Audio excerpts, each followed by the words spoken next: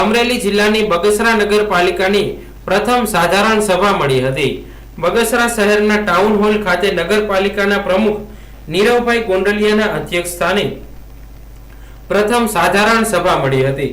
નગરપાલિકાની આ પ્રથમ સાધારણ સભામાં 35 વિવિધ મુદ્દાઓની ચર્ચાઓ કરવામાં આવી હતી, જેમાં રોડ, રસ્તા, પાણી અને લાઇટ સહિતના વિકાસના કામોને બહાલી આપવામાં આવી હતી। રાજ્ય સરકાર દ્વારા ડોર ટુ ડોર કચરો એકઠો કરવા માટે નગરપાલિકાને 7 નવી ગાડી ફાળવવામાં આવી છે। નગરપાલિકા દ્વારા 7 ગાડીઓનું લોકાર્પણ કરી ધારાસભ્ય જેવી કાકડિયાના હસ્તે લીલી ઝંડી આપી પ્રસ્થાન કરાવ્યું હતું।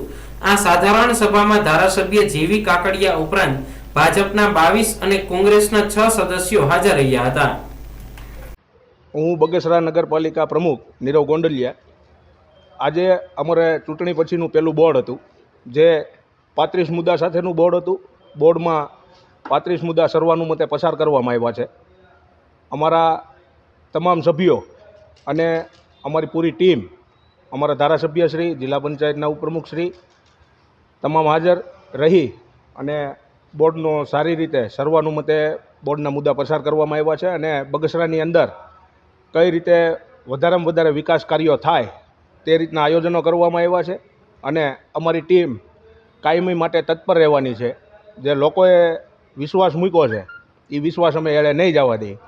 આજના સવારના અમે ડોર ટુ ડોર જે કલેક્શન કરવામાં આવે છે ગાડી, એ જૂની ગાડી રદ કરેલ છે અને નવી 7 ગાડીનું લોકાર્પણ કરવામાં આવ્યું છે, જે બગસરાનો એક વિકાસનો ભાગ છે।